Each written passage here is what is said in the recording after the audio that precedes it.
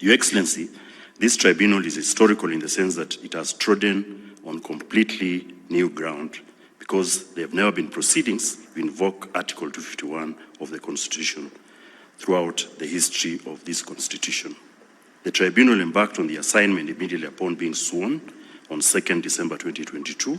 Subsequent to its appointment, the tribunal was notified that 3 commissioners, Justus Abonyo Nyangaya, Juliana Wonge Cherera, and Francis Madenge Wanderi, had tendered their resignations and therefore they removed themselves from the proceedings. The tribunal then commenced proceedings to investigate the one Commissioner Irene Cherop Masit, which we did in accordance with Article 251 of the Constitution. Your Excellency, the tribunal has discharged its function in strict observance of the law and adhered to the rules of natural justice, and has conclusively inquired into all the allegations as outlined in the petition and has prepared a report on the findings and recommendation therewith.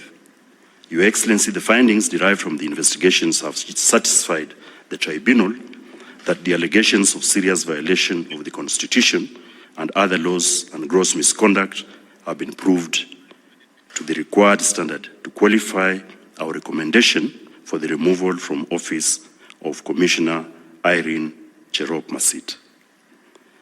I'm now pleased to present the tribunal's report on findings and recommendation to you. Once again, Your Excellency, I thank you most sincerely on my own behalf and that of all the members of the tribunal for your considered trust and confidence in us by bestowing on us this privilege to discharge this onerous responsibility. Congratulations on discharging this responsibility that was bestowed upon you and your team to discharge a constitutional responsibility. As you have said yourself, this is the very first time we are having proceedings under Section 251 of the Constitution. And it is always an important thing because we have all decided as a country that Kenya is going to be a nation built on the firm foundation of the rule of law, respect for the Constitution, the laws, and all its institutions. And because we have submitted ourselves to the dictates of the Constitution and the laws of Kenya, an occasion like this is an occasion where we consolidate our constitutional position. We breathe life into the provisions of the Constitution, and we constitutionalize our actions. In the past, members of commissions like this have been hounded out of office. Some of them have been publicly lynched. Others have been subjected to unconstitutional, sometimes unmerited treatment.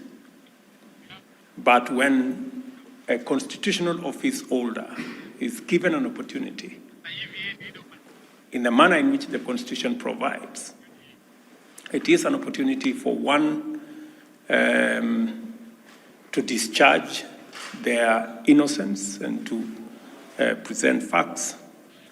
And it is also an opportunity for the country to be seized with the issues so that when a determination like the one you have reached is arrived at, it is not on the basis of rumors or prejudice, it is on the basis of facts and evidence. So congratulations for discharging that responsibility. And it sets a new standard for public officers who serve either in constitutional offices or other offices, that we are all subject to the Constitution, and that none of us is above or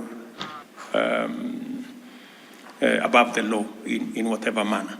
an opportunity to serve in a constitutional office like the IEBC, including all other constitutional offices, is a great honor, and it is a privilege.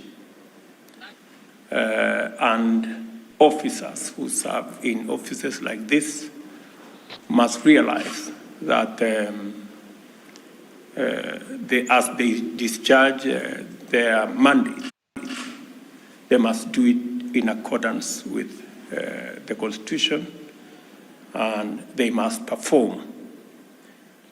The only guidance being the expectations of the Constitution. Extra constitutional considerations, persuasions, and other issues undermine the spirit, the letter, and the whole constitutional framework of a country. I am hopeful that in future processes and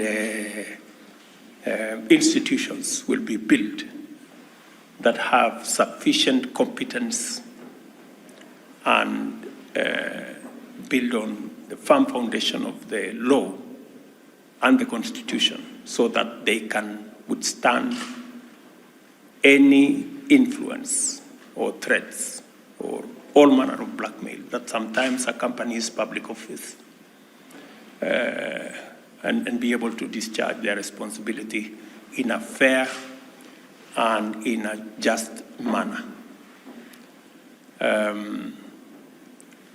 This occasion is yet again another occasion when we celebrate our Constitution, that it makes provision for service by all Kenyans who serve in various capacities, and of course also provides for sanctions and exit for those who don't measure up or those who are not competent and those who cannot withstand enticements of